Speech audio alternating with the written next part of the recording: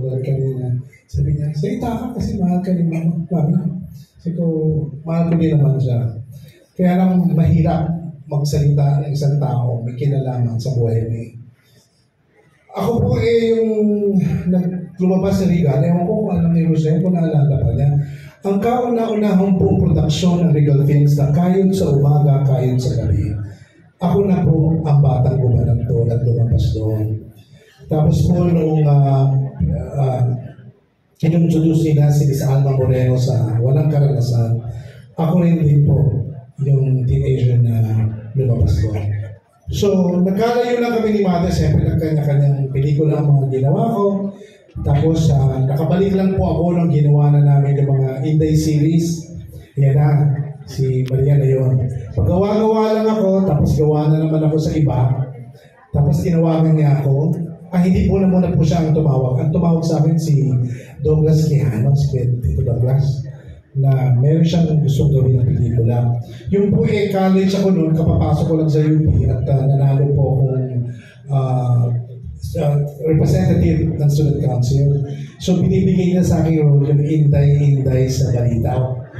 Medyo alanganin ako kasi nga paano yun, papasok ko pa lang, tapos gagawin ko doon. Tapos sabi nila na kailangan daw babae, magandang. So finally, sinabi ni Douglas na may kakausap sa akin. Yun na nga, ating kaibigan kanina nandito, si Ma'am Charo Santos. In other words, andyan siya? Ayan! Thank you doon nagsimula lahat. Di ba? So anyway, after that, ginawa na nila, sila Malu, doon, nalagaan tayo, ginawa natin yung at nag-click naman ang Inday sa balita. So, pero hindi pa po ako kinukuha ng regalo permanently. Hindi ba? So, nung gumawa pa ako ng pelikula, tapos tinawagan na kami ni Maria, at kinukuha na ako at gusto na niyang pumilma ako doon ng kontrata para gawin namin yung Jack and Boy. Nahiya akong sabihin, Maria, kasi dito si Robert. Pwede ko bang sabihin? Pwede ko sabihin. Kasi po, Mother, kasi nung kausap ko si Mother, sabi niya, Maria, gagawin natin ang kayong dalawa. Gawin natin ang Jack and Jill. Sabi niya, gagawin pa natin ang Jack and Jill. Gawin niyo yung Jack and Jill, gagawin natin. O Maria, kasado na, gawin natin yun. Tapos nalaman po namin, naging Sharon Cuneta at Herbert Bautista pala yun. Diba? So pinatawag kami uli ni Mother. Sabi niya, Dick, kaligay dito. Maria, kaligay dito. Paano yun? Meron palang Jack and Jill. Sabi ko, Maria, may Jack and Jill, anong gagawin natin? Tingnan na, meron nung ginaganon na. Ang pangalan nun? Jack and Poy. Yun na lang, gawin natin ng Jack and Poy. Actually, masasabi ko rin po na talagang yung relationship at masasabi ko rin na yung mga panahong nagbabak sa office yung mga pelikula namin. Ando doon si Charo at Malu. Diba?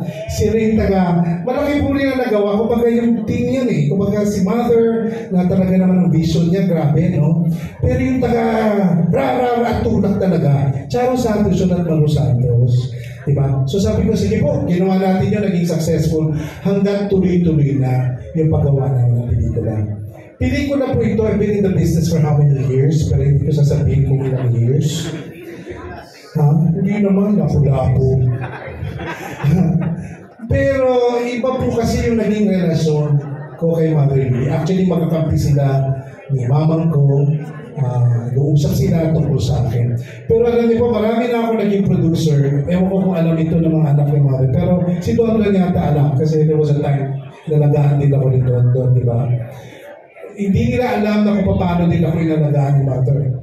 Si Mother, kapag nagdadabing kami, siya lang yata ang producer na nakaharang yung kotse dyan. Di ba may dating studio dyan? Naalala mo, Maria? Yung kotse niya naka-block doon sa pinto ang lalabasan namin ni Maria. Nakataas ang paa. Tapos natutulog. Pag may gagalaw-galaw, saan kayo punta? Tapusin yan! Utak si Mother, kasi pala, ano ba ito? Bakit nagbabantay? Yun yung sinasabi ko si Mother. Sasabi mo producer, pero very personal. Yung paghawak niya sa amin at yung passion niya na mapaganda yung pelikula. Ito magandang kwento ito. Ako po yung nakarating ng Hong Kong noong 80s. First time ko. Dahil kay Mother. Dinala ni Mother ako, kapatid ko, tsaka yung mami ko. Dahil kumita ang Jack and Boy. So dinala niya ako. Saan niya ako dinadala sa Hong Kong? Lakad-lakad kami.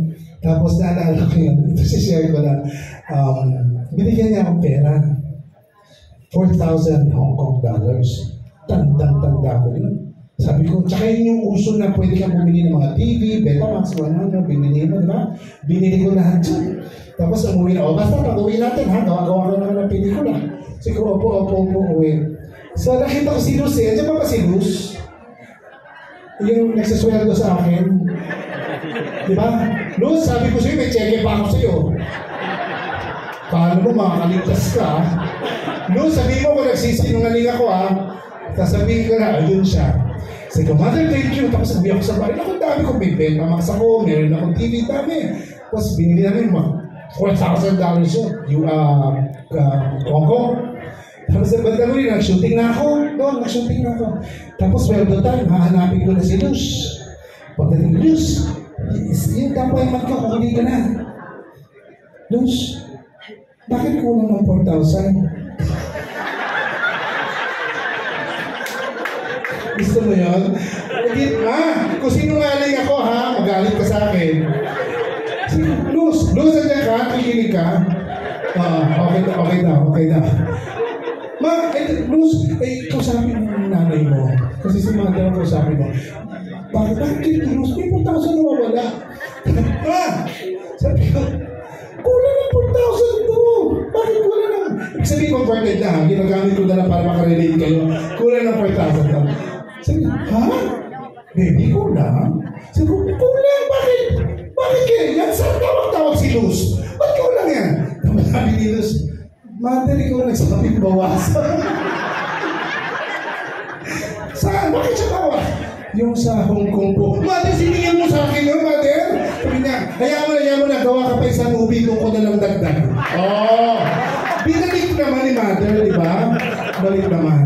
Tsaka lang niyo po, di ba, yung isang sense, sa tao ko. Ayun ko, si Mother, kasi nalalait ako ni Mother. Alam mo si Mother, aminin nyo, si Mother, pinag-usapan namin doon. Si Mother yung sisigawan ka, lalaitin ka, pero hindi sumasama loob namin. Siguro tampo lang na konti, pero walang producer na nagparana sa akin ng katulad ni Mother. Totoo. Yan si Mother. Pag may shooting ako, minsan pagkising ko, ito kama ko, pagkising ko, nandiyan si Mother, hinihintay ako magising. At alam mo, hindi ba yung shooting ko, pagod ka, puyat ka, pag-isip mo, Mother, pagkanda, shooting ka na, baby. Mother, kakauwi ko na lang alas 6 na umaga. Ito ka, sige na, tsaka may sasabihin ako sa iyo, nagawa ka pinag. May ginagawa siya mga team na gano'n. Siya lang ang gumagawa niya. Nasusunduin niya yung artista, babantayan niya, tapos papagalitan. Tapos kapag medyo naghihitad-hitad ako, nangyayari naman yun, di ba? Yung pagpunta po si Mother, aminin, hindi naman pa isa-isa gumawa ng pelikula. Isang araw, kalat yun, gagawin ko opening, 2 pelikula agad. Kasama dyan ng English department. Di ba? Shooting ka dito, lilipat ka sa kabila, kasi 2 movies ang sinimulan mo. Okay? Pero si Mother, kaya naman hindi ko yan makakalimutan. Siya lang yung pag nagsasabi sa akin, Mother, papagod na ako, baka hindi na ako makasipon. Na-late ka daw ng isang araw na nandun. Sabi ko, Mother, kasi naman sunod-sunod yung pelikula mo. Ay ako, wakay ka, reklamo ha, hindi ka gwapo ha. Ang daming tumawa. Ang sakit. Si Mother ganyan. Ikaw talaga ha? Dapat galing-galing, sipag-sipag ka ha? Hindi ka gwapo. Nanay ko ganun din eh. Laging pinapaalala sa akin, huwag sabihin ko, hindi ka gwapo. Yun. Pero in fairness, nakaranas ako ng sunod-sunod na box office dahil kay Mother Lily.